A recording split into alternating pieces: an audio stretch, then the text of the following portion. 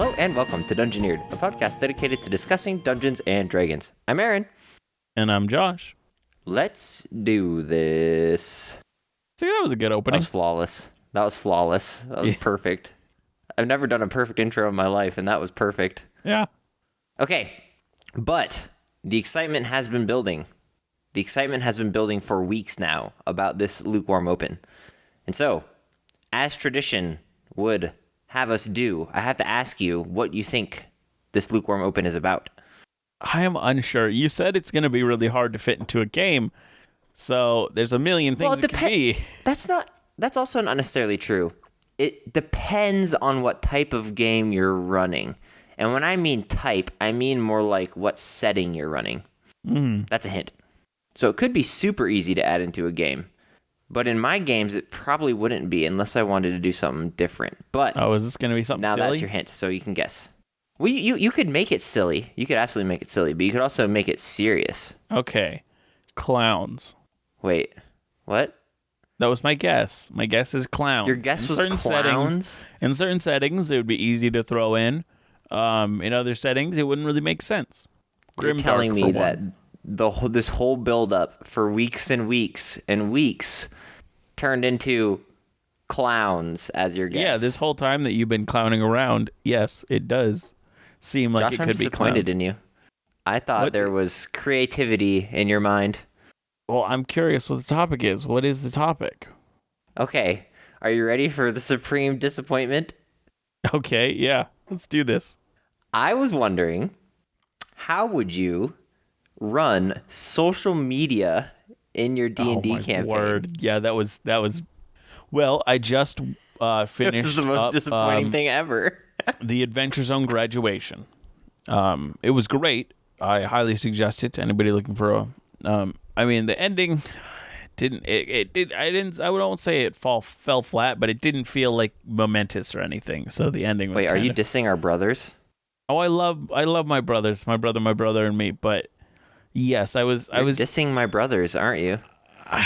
A little bit. I was not as intrigued That's a rough take, by the man. ending of that could kill the podcast. Well, it might. I don't Justin want it to. Justin could go on Twitter and just roast us. I love my brother, and me. Travis was a great DM for this season, but the ending it felt a little sudden. But that's fine. Like, it still was enjoyable. It was very enjoyable. But so at one point they went to it's like the elemental plane of Earth, and wait, the elemental plane of Earth. Yeah, so there's like the elemental planes where the elementals come from. So isn't there there's air, like a rock, water, fire? stone? Oh, there is Earth, isn't it? Yeah. Is it called Earth though? I don't know what it's called. I couldn't think of it. I was just trying to remember. But so they met this creature from that plane that's really good at traveling through the dirt and rocks and all that, called Zorn. And they needed to get in contact with Zorn again. So they traveled to the plane near the finale, and they were like, okay, how do we contact Zorn? And they have Gmail or Geology Mail. Yeah. No. Yep. They have Geology Mail. So what they Geology Mail on the elemental plane of Earth. You write it on a stone, and then you slam that stone into the ground, and the vibrations that it gives off send the message. That is the most my brother and me thing I've ever heard in my entire life. It is. It very much is. But yeah, so they had Gmail. And so it's not 100% of social media. Into the earth? Yeah, it's not 100% of social media. But that's not even social media. But it's close enough. How would you run a social media platform in D&D? Well, in a fantasy setting? This is another thing that's close, but not really social media.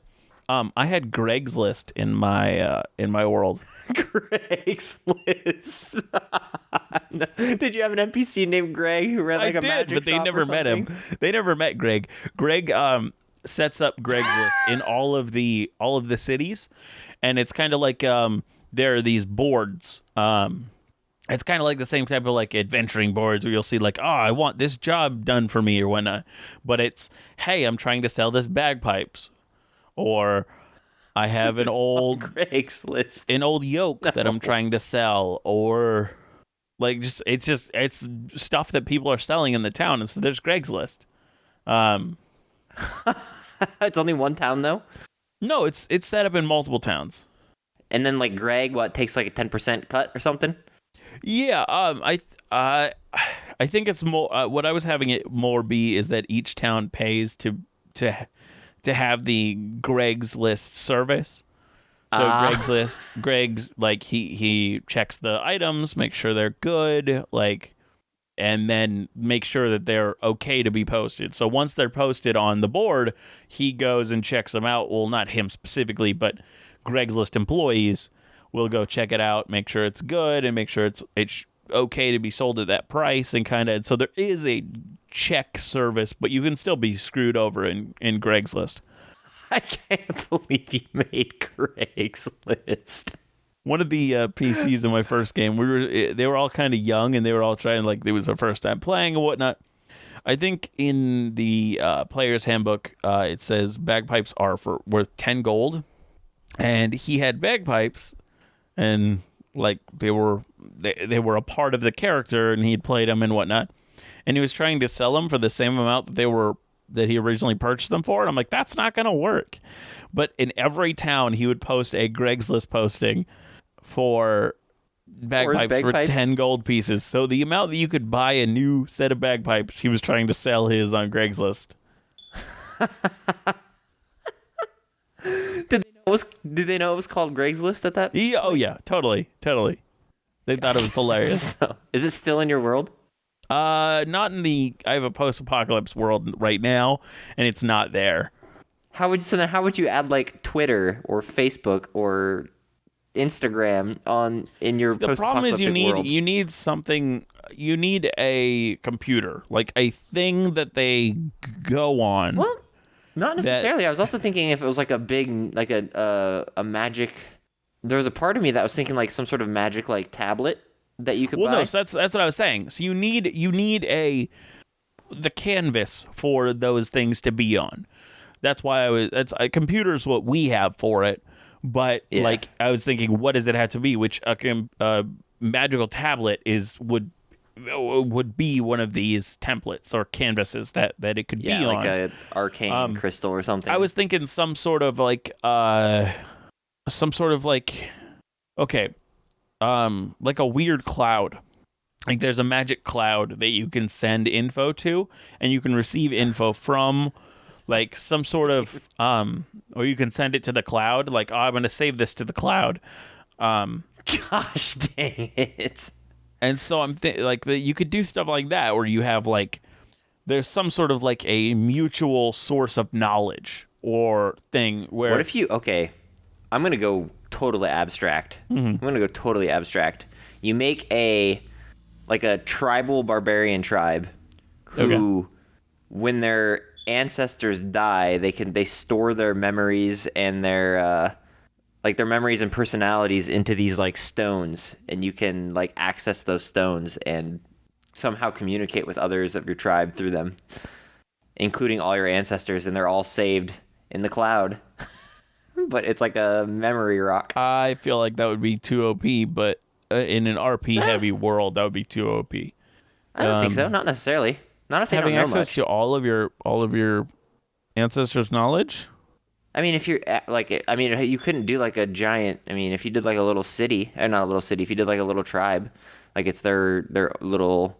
Yeah, like people who like who are not super Yeah, like they don't know anything about it. Worldly. Yeah, like, and maybe when like it'd be really. I mean, depends how silly you wanted to go, but like say the party like walks into this tribe and they start like hearing somehow like they hear voices in their head of like all sorts of different people like essentially tweeting at them.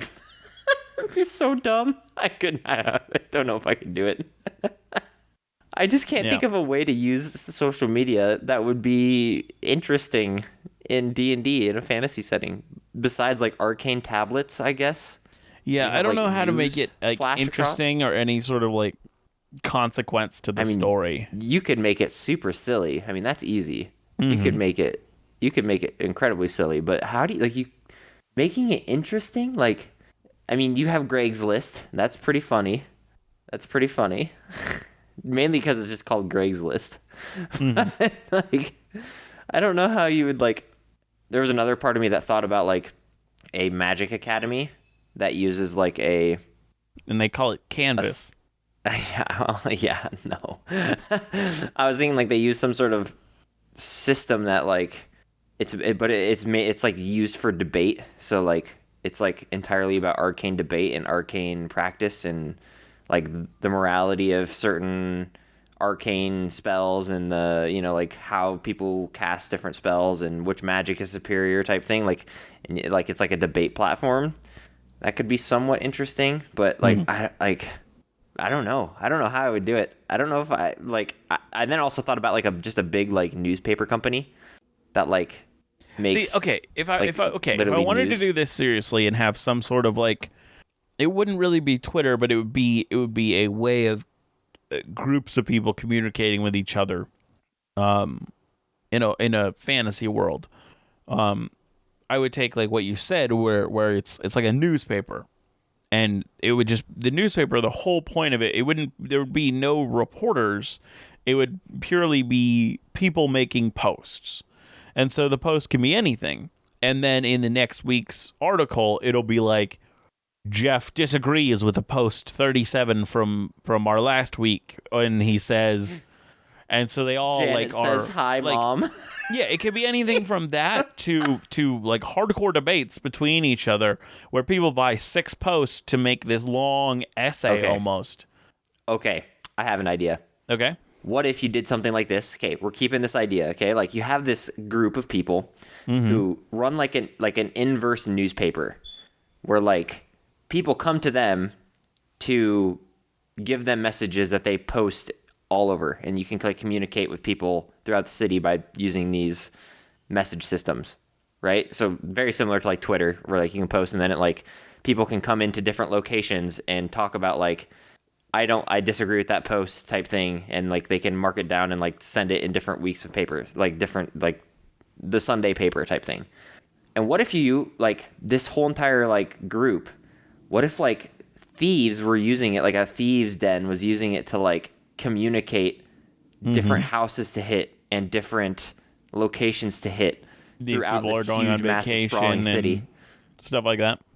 Yeah. That might be interesting. Like Yeah. maybe you had like a world that was like there was like one single huge city or something, or they use it over long distances to communicate to different groups about what groups they should hit, and they have it like coded. That'd be kind of interesting. Hey, Aaron, do you have any dice near you? No, but I can just think of a random number on a d20. That's not what I need. I'm going to pick up a piece of dice from me. Okay, it looks like it's a D10. So First, I was hoping your lukewarm open would give me some sort of insight on which topic to do, because this week I had prepared 2 topics. Because well, you gotta tell me them both, and then I will choose. Because I wanted Or do to you wanna wait save and it? see what the... Oh, yeah, I'm going to give you the other one eventually. So I wanted to see what the lukewarm open was, because you hyped it so much and that it was going to be this hard thing to implement. And I had a revelation about a topic that I wanted to do. And if it kind of fit this lukewarm open, because it's one of them is going to be also a really hard thing to add into our world. Ah. But I think it would be really cool to do because I haven't seen it done before. Well, let's just do double hard stuff. That sounds weird, but let's just do. Yes, that's what I was hoping for. Okay, let's just do like double. Like this lukewarm open is already 15 minutes, so let's just stack it on, baby. Okay, cool. So last week I said I was going to do the Cardassians this week. It's a Star Trek race, but I'm not going to do that. I was like anymore. the Kardashians. I was like, no, what? Cardassians. It's their Star Trek race. But instead, this week I had a revelation about one I really wanted to cover because it's so cool and weird.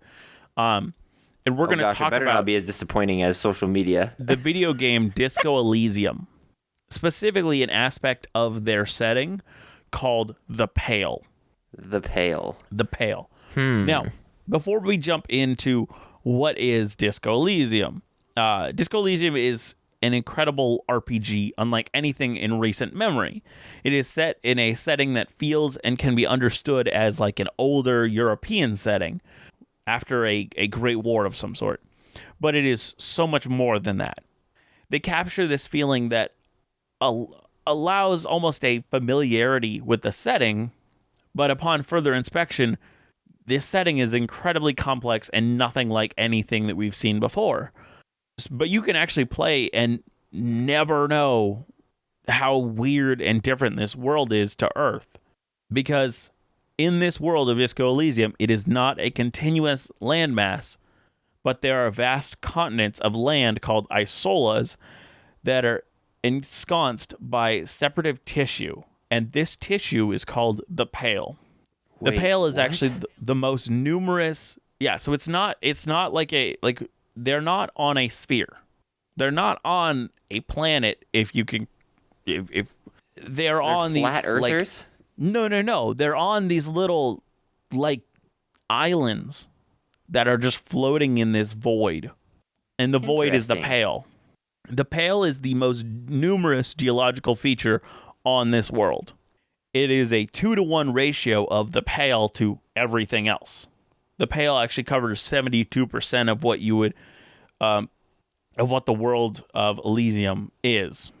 The world of Elysium isn't a planet. It's not a continuous mass, as I said, and the Pale has many effects that actually make spaceflight very difficult. But despite this, nations have worked hard. Wait. The Pale is like space? The Pale. Okay, so this is the whole thing is me trying to describe the Pale. The Pale is a colorless, odorless, featureless void. The Pale is the antithesis of life and matter. The border of these like isolas or like floating islands in just nothingness are called porch collapse.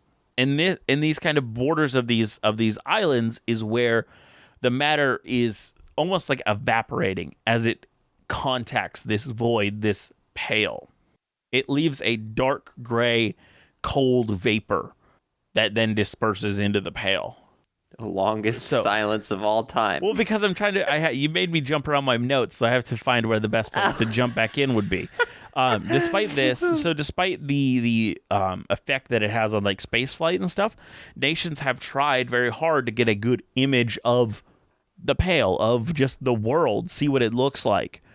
I know there's like a hole in the bucket Dear Liza joke in here somewhere, but I just can't.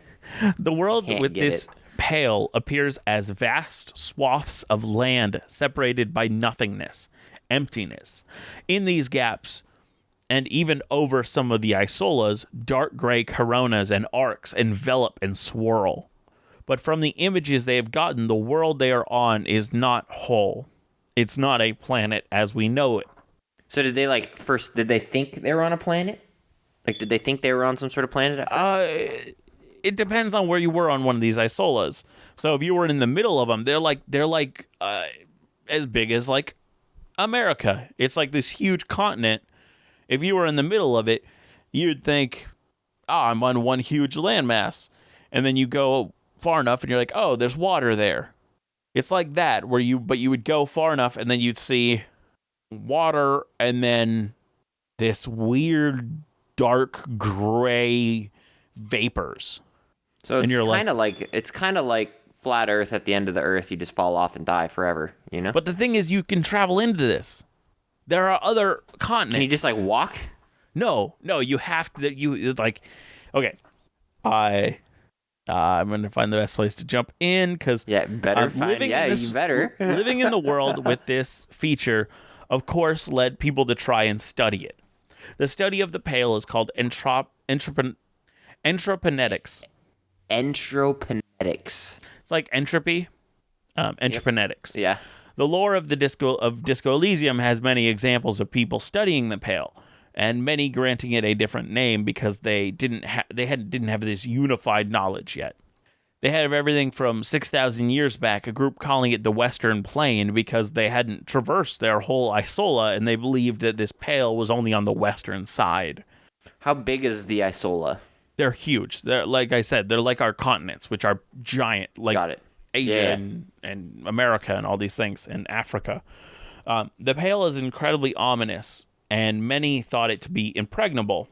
The first known expeditions into the Pale were a record of 8 groups. They were sent out into it.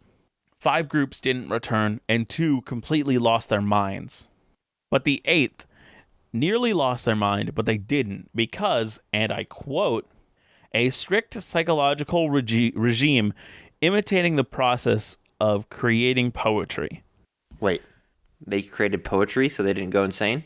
No, they had to work their minds in the same way that you do to create things, like poetry.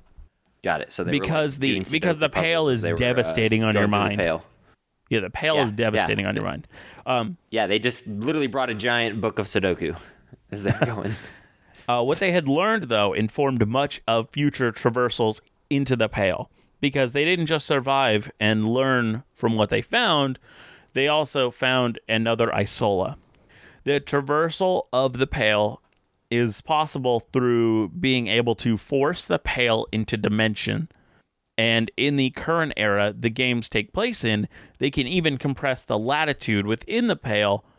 They can do this with radio waves shortening their path. So the Pale doesn't respect physics in any way.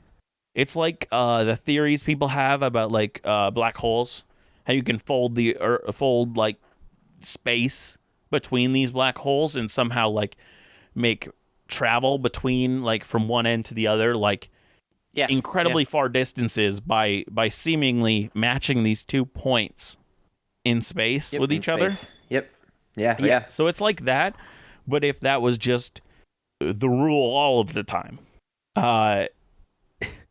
Traversal of the Pale is still not greatly improved. The most advancement in the ability for modern aerostatic crafts to pierce the Pale is the speed grants less negative effects from traversing it. Aerostatic ships are an interesting invention that wouldn't be as useful in our world, but they are a major transport in this world because you can't have conventional rotors or jet engines because they would no longer add speed when you enter the Pale because of its fundamental breakdown of physics within it. Even with all of these years of research, it is still dangerous and difficult for humans to navigate through the Pale without getting lost or damaged mentally. We build a giant slingshot at the one end of one of them, and you launch yourself to the next disc.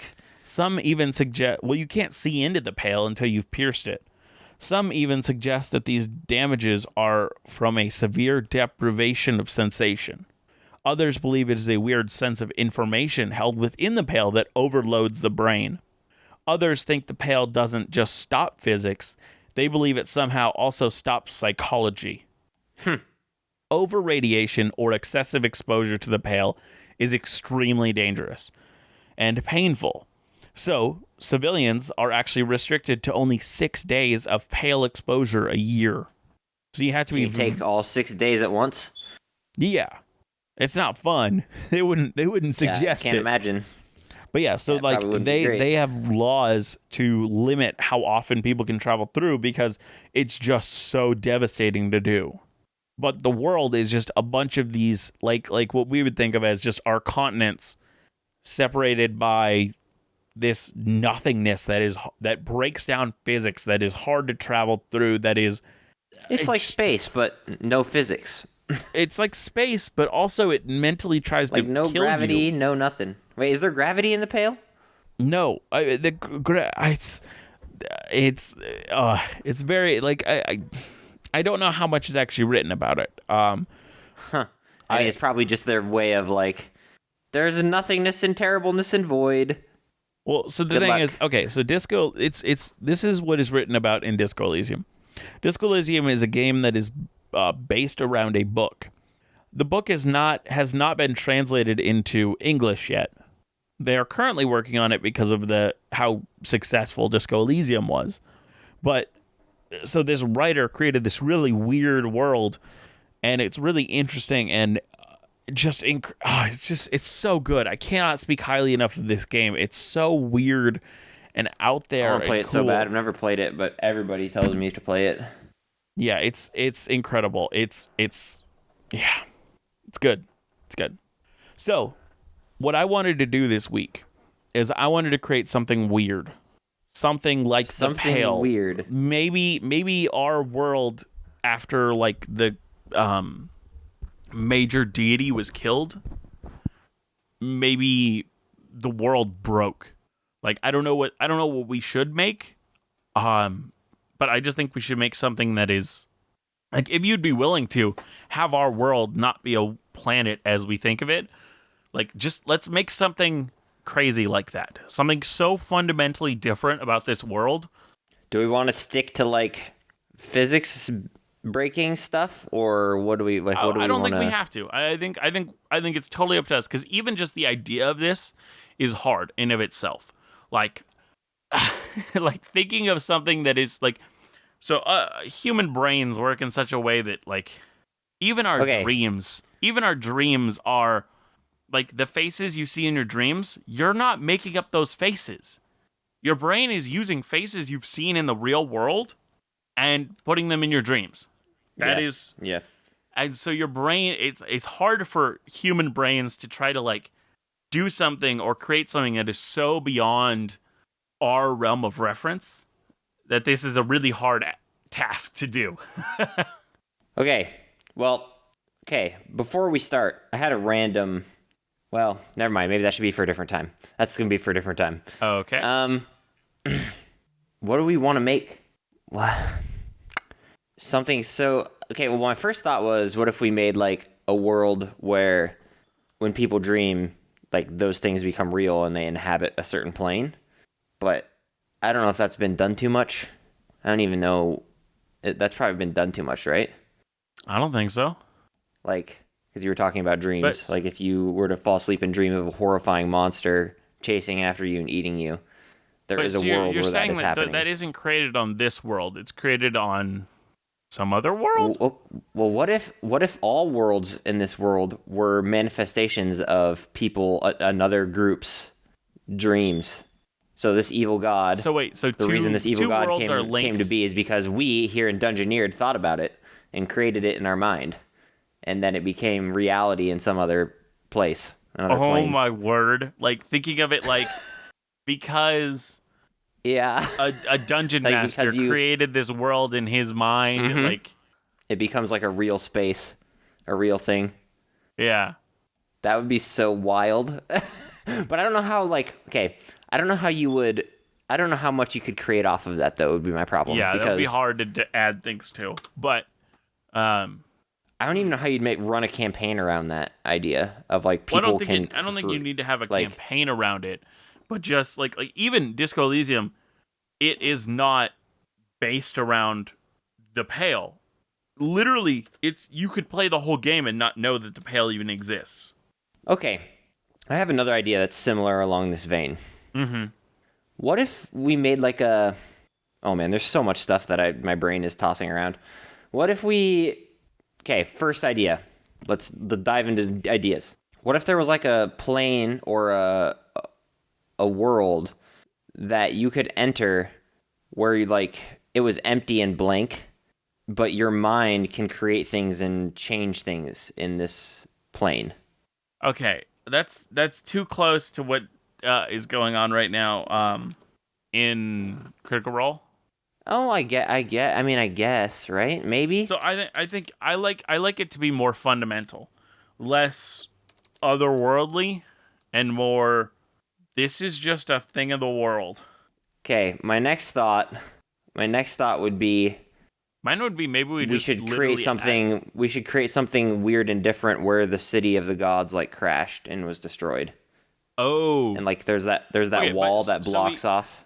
yeah. So we have the huge like plateau that like Right. is that what it's called, a plateau, when it rises up and then there's a Yep. flat area?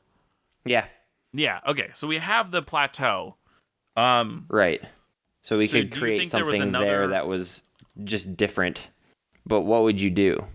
Well, I'm thinking we create like the plateau has like the like maybe even just do like something like the Pale, where there is like a clear like emptiness, just a line of like nothing, and it is this kind of pale, this place between the plateau and the world that is it's like all matter in it has died. There is no matter there at all. How would you translate that into like a D&D game if like your players wanted to go there? Well, so That's my I think that's question. the whole point. It's like a video game where it makes this area completely untraversable until they're the right level. Okay. Maybe you can't even Hmm. maybe you can't even teleport through it. There's like a okay.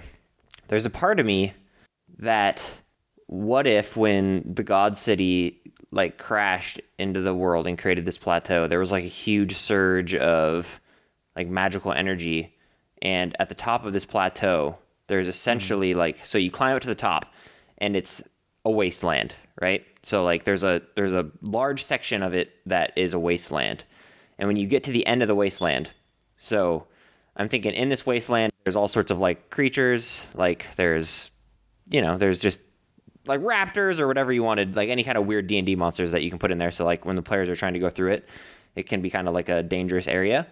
But like this wasteland. But when you get to the end of the wasteland, there is this like I kind of want it to be I kind of want to like a I don't want to say like a reverse waterfall, but like there's like a wall, like a shimmering wall of some sort. And this is like an area that's essentially like this huge magical storm and field that you have to cross through in order to get to the realm of the gods where they crashed, like the remainder of the realm of the gods. Yeah, maybe there's some like still holy energy there. Like there's some thing that makes people want to go there, but it's just like impossible to. Um, there's Because I like that idea a lot. there's a spell. I mean, there's a spell in D&D. It's like prismatic wall, I believe. Yeah, yeah. That does a bunch of random stuff. That shoots random stuff. It doesn't do random stuff. It has like 9 layers or something, and each layer does more and more damage. Like has different types of damage that it deals. Here, I'm pulling it up See, right now. there's a part of me that doesn't want it to do damage or something to you. There's a part of me that wants it to like, I don't know, like mess with your mind, very much like the Pale, where like maybe you start like seeing your worst fears or your like worst nightmares, and like the players would have to do a combat against like a person's worst nightmare, and each individual in this combat is seeing something different. So Oh, each time the monster goes to attack somebody else, it's a different ability and different like thing based off of what their player fears the most, or like what okay, would interesting. So, psychologically okay, mess them up the most. okay. I have another idea. It's similar to this. It's playing off this. There's a show right now. I don't watch it, but I know someone who does. Who was talking about it. It's called like Lock and Key or something like that. And I've never heard of it. there's like a hallway with a bunch of doors, and each door is like a different person. And so they find the key to one of the rooms. They open it up, and it's one of the people in the shows. Their brain. You're literally opening the door, entering their brain. And so the things that they're facing within there are physical manifestations of them, of different parts of them. So one of them is their fear, or like you might find their anger or whatever. In the show, they like one of the girls, I believe, goes in and kills her fear. And so when she leaves, she doesn't have any fear. She has killed it. And so it mentally changes her because she has killed her fear. Does that Okay, make sense? Is that I'm gonna build off this idea a little okay? bit. What if we did? Okay, this is gonna be a long roundabout way, but so what we keep this idea of plateau wasteland. That party would have to like travel through this like destruction wasteland plateau to get to this like field, and in this field there are emotions, there are like magical energies that just swell within this field, and so people have various effects depending on what your characters they make, depending on different things like that you can inflict and maneuver, like place on your characters or your players. But what I was thinking is, oh crap! Now I just lost my train of thought. Dang it! It was a good idea too. Well, so you did Oh spark an no. idea in my brain. Okay. At one point, I wanted to have um these spirits, these demon type spirits. I remember now. Okay, go now that for you it. said that, because I had to deal with that. Go for it. What if, because like the city was sabotaged and all the gods and stuff were killed, what if like the gods, they're like dead forms now like haunt this energy, this area? Okay. That's interesting, and we can go that way. I just want to throw my idea out there first as well. Go for it. So, these demons and spirits and whatnot, they are summoned and are manifested in the world when times of great emotion happen, like things that kind of draw them in. I think this is similar. Dragon Age in this way. I think it works similarly. Like demons and stuff can sense when the emotion or whatever they are linked to is strongest, and they can kind of try to tempt that person. But what I think of it as is it physically manifest. So I saw what sparked me to create these things or think about these things and want them in a world of mine is I saw a homebrew on Pinterest for these war demons or war spirits, and they're from like the just bones of a old war where there was anger or rage or wrath or like all these different emotions associated with like wars, like these negative emotions associated with them. They create these demons or spirits, and so if this exists in our world where like moments of great of these high emotion, then high emotion would definitely be have happened during the fall of the gods, the fall of the god. And so some of these demons would be there that are these emotions that the event spurred on. And maybe there's a constant war. Maybe there's a war between the feelings that the good gods were having, which were like victory, success, or peace when they win, and they're facing the negative emotions of the evil deity, wrath, anger, betrayal. Okay. Does this make any sense? I like this idea too. Okay. Yeah, I like this idea too. There's a part of me that, like, what if this, like, as I'm trying to think, if somebody enters into it, I love the idea of this, instead of having it be, like, the fears and emotions of people or gods or even the evil deity in himself, what if, I'm trying to figure out how to word this, but my thought is, like, if you enter into this space, there are demons and spirits that feed off of your emotions. And so when you enter into this place, the party, like different people would have to make different type of saving throws to succumb to different emotions. And these entities like feed off of your emotions. And if you fail on your emotions while you're in there, you lose that emotion. And if you lose all your emotions, you die inside there. Does that make sense? So say a player walks in and... So I like this. So the base of it is the idea of the strong emotions create these actual physical manifestations of these emotions. Right. Each of these emotions that are physical manifestations can pull out that emotion from a person. Yes. So when players go in there and they're facing them, these... they will know who has the strongest of that emotion. Yes. And they start with what you have the most of. And maybe you have disadvantage on those rolls. So you have disadvantage because you have this anger built into your backstory and you hate this person or you wanted revenge and you can on even this thing. Yeah. And so like because I imagine shroud, this to be a high level the shroud arena. the shroud like creates these scenes to try and like get these emotions to come out so that it can feed on those emotions and take them from you. Mm-hmm. You could even do memories if you wanted to, where you could have it create these memories and it gets hard when it comes to these types of things, when it's like taking your emotions away or taking your... because okay, because you don't want to take something that is integral to someone's idea of the character. So you want this to be reversible in a way, but also you want it to feel impactful, important, that first off, that was your weakness, that you were so connected to this emotion, but also it is possible to get it back.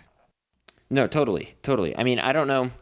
One thing that I've learned about my first campaign is trying to limit taking away things from players, because it can be very oh yeah, it's a very bad slope to get on. yeah, it can be kind of annoying, but I like the idea of, I played around with it a little bit in my first campaign, is taking away memories from characters and players. Mm-hmm. And I think it'd be fun if instead of emotions, instead of taking away like an entire emotion, what if it like took away memories, and if it ends up taking a certain amount of memories from you, you die inside. Like you die in there and you become part of it or something. So like maybe there's people who have like no memories or emotions that are just like walking through this shroud like endlessly lost also. So that they like the players like could talk to them and they would just be vacant and lost. I think that'd be kind of fun also. Yeah, it's like but a when you get purgatory to through those into people. this shroud, these memories are stored within where the gods lived. Like the gods, since they've been so close with humanity and stuff, have also, you know, they send dreams to people, they send emotions to people, things like that. Yeah, they have And like so like a life crystal or this giant crystal. Yeah. That used to connect them to to humanity in a way. Right. So you can go in and receive the dreams of their followers. right. But now it only can receive emotions that are nearby. So it intercepts them from this thing when it dies. So yeah, and so what I'm thinking is this, like, I don't know, crystal or something was once a tool used for good. Like the gods used it for good. So but when they died and this void happened, this war happened, and the evil entity died, essentially the spirit of these gods now reside within this veil, and they're corrupted. And so now they take it and they steal it from you, and they never, like, it used to be like you give emotions and give things to people, but now they steal and take them away because they're corrupted and dead, essentially. So this veil is kind of what you were saying, a bunch of spirits that are like intertwined within this like veil. Like they're stuck within this veil and they're dead and corrupted from the dead god, both dying and the fight, all of this, like all of the backstory. And so when you walk in, your mind, things that are important to you get stolen. So like certain memories can get stolen. I even do like some certain emotions can get stolen, like certain emotions of a memory can get stolen, things like that. And they are stored within the center. Like once you pass through the veil, they're stored in this like crystal. And I think it'd be fun to have like the players do like a mission even where like they're trying to go and like get a memory out of this like vault. Like maybe it's like the chamber of memory or something. Like maybe the gods kept memories very similar to, I guess, the lukewarm open that we talked about in terms of like a memory rock. Like maybe a lot of gods like stored and kept their ancestors' memories. And so maybe they have to go in and try and find a certain memory, which could also be really fun, traversing like a field of memories to try and find the but one I do want to say, just looking at everything that we've suggested through this episode, we were so close to creating the never-ending story. Yeah, yeah, that's true. that I could create anything with my mind, but every time you create something with your mind, you're losing a memory. Like we were so close to that. No, yeah, we definitely were.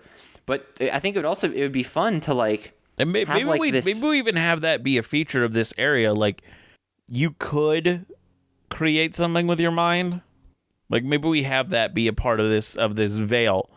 You can create things with your mind while you're in there. It just takes something. Yeah. I like that, like a give and take thing too. And I think what you would do is you'd create different entities, like different gods that are like their spirits, like their dead, corrupted spirits that manifest, and you could like some of them would talk to you and try and do deals with you to convince things. You could make somebody a warlock patron out of one of these spirits, like This one always tells the truth. This one always tells a lie. Do you go left or right? Like that, yeah, exactly. Yeah, yep.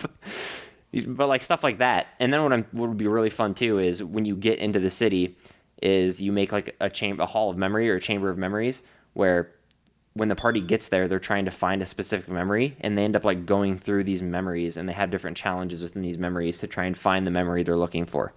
So maybe they end up one time in a castle siege, and you have like a combat where they're trying to fight off like an endless wave of monsters and enemies. They're like completing this memory, and then they go to another memory and try and complete that memory until they find the memory they're looking for, and then they walk through that scene to learn what happened during that time.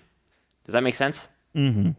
So, like, they end up taking the place, like, their characters end up taking the place of important characters in that memory. So if we did, like, say we did the betrayal, say we did when King Arthur killed the bad god with his sword and a few gods, like, the players would take positions as King Arthur, a few of his people, or, like, people behind King Arthur, and they would watch and help and, like, go and defeat that entity.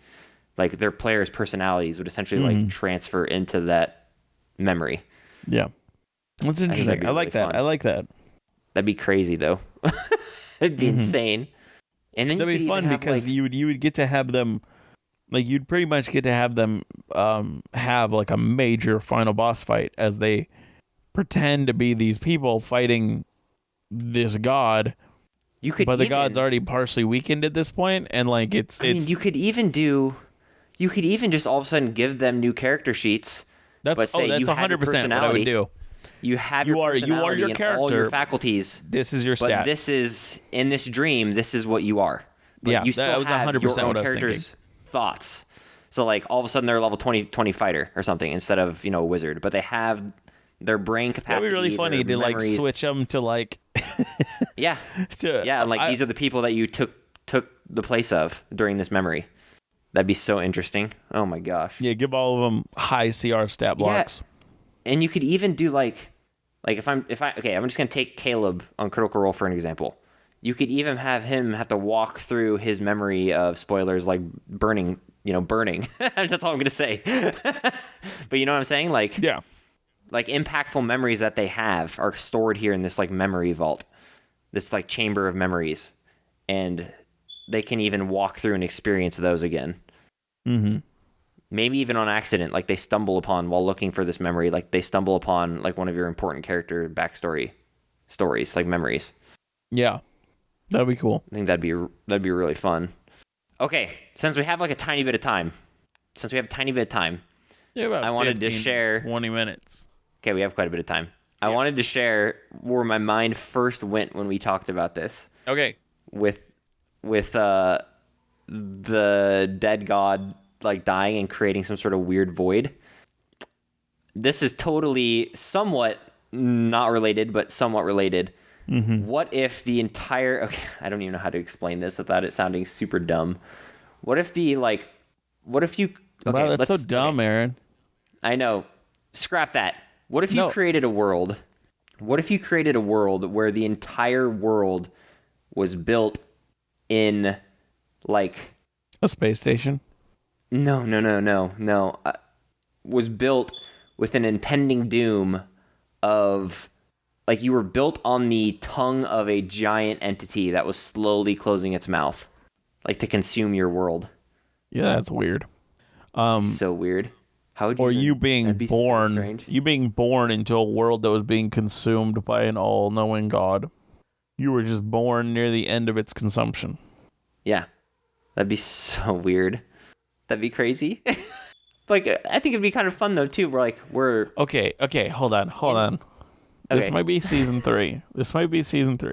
But okay. Part of the planet is being absorbed or eaten by a giant god, and you can see the face of this god as it seems to almost be absorbing part of the world. You can't actually go to that part of the world as it's in this thing's mouth, and you see that throughout the whole campaign, and you have to get strong enough to defeat it. And that's the whole campaign. Like, I think that'd be super interesting. Yeah. Like I just found that kind of concept right now to be so interesting. Like you can see in the distance like this. Maybe you can't even quite make it out. Like you can see like on the horizon. Like if you were to look at the horizon, see the moon, but instead like the entire horizon is filled with this like 2 nostrils. Yeah. Like Titan face. You'd have to put a little thought into it, but it'd be super interesting.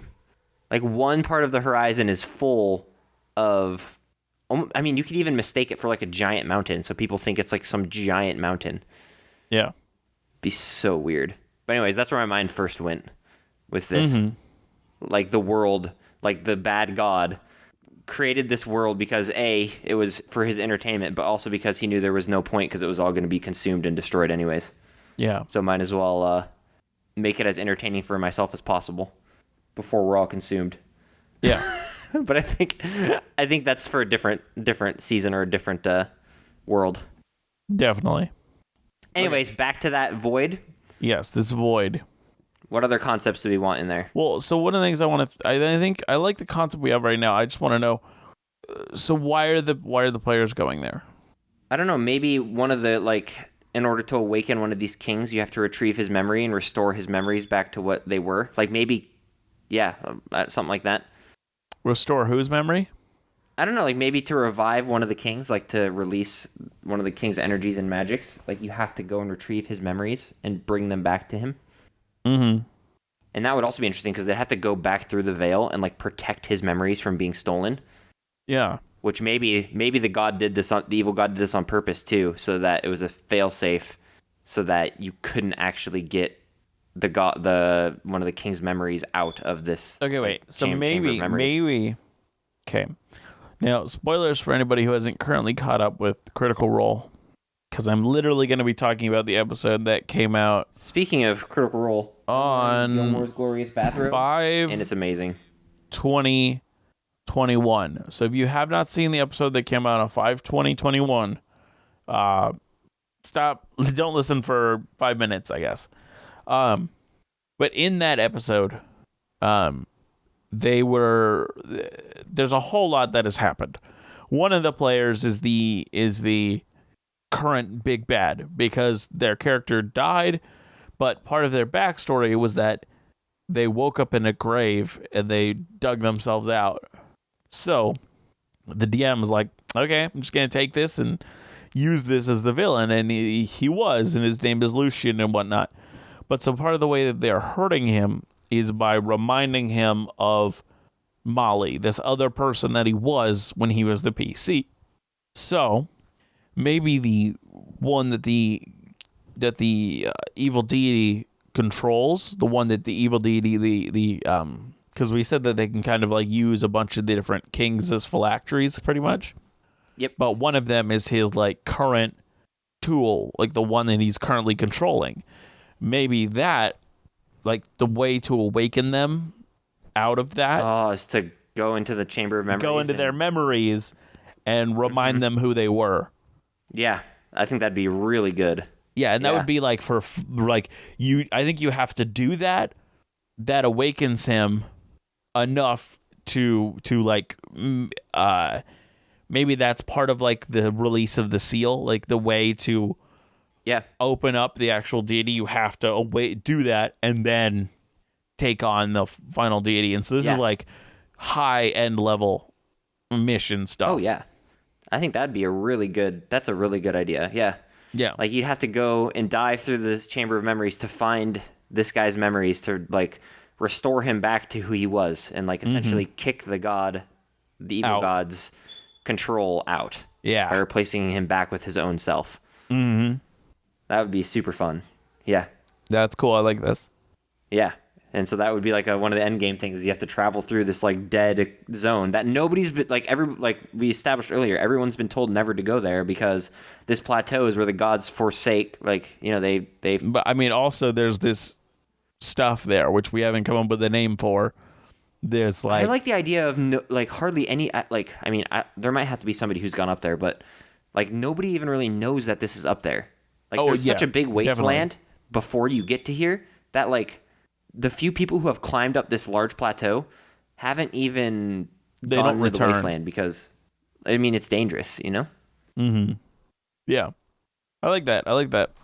And then and then what I was thinking, just to build off kind of what I was saying earlier, is you'd have to take this king's memories back through the memory stealing place. And so somehow you have to find a way to protect those memories from being stolen again by this veil. And like I was saying, it could be a failsafe that was created by the dead god before he died. Like his power created this so that when you were trying to awaken in the last king, you could ruin it all, like lose it all by having his memories taken by this veil again. Mm-hmm. Yeah. Because I think that would be a really good purpose for that veil to even be there too, in the first place. Like before he died, he captured all the souls that died in that battle and created this horrible corrupting veil that steals memories and steals things from people, like steals their memories and their emotions. Yeah. It's good. It's good. I like that. Super interesting. Yeah. Well, did we succeed on creating something super different and abstract? Sort of. I think we did. I think we created something good. In this episode. I like it. I mean, it's no like Pale or anything, but it's pretty close, I guess. Yeah, it's pretty interesting. Well, thank you everyone who's listened and has listened to our other episodes. We appreciate you. If you listen to the podcast on any service that has a rating and reviews, please write one and let people know what you think. It really helps the show out. Yeah, do you have anything else, Aaron? Anything to add? No, I don't think so. Okay.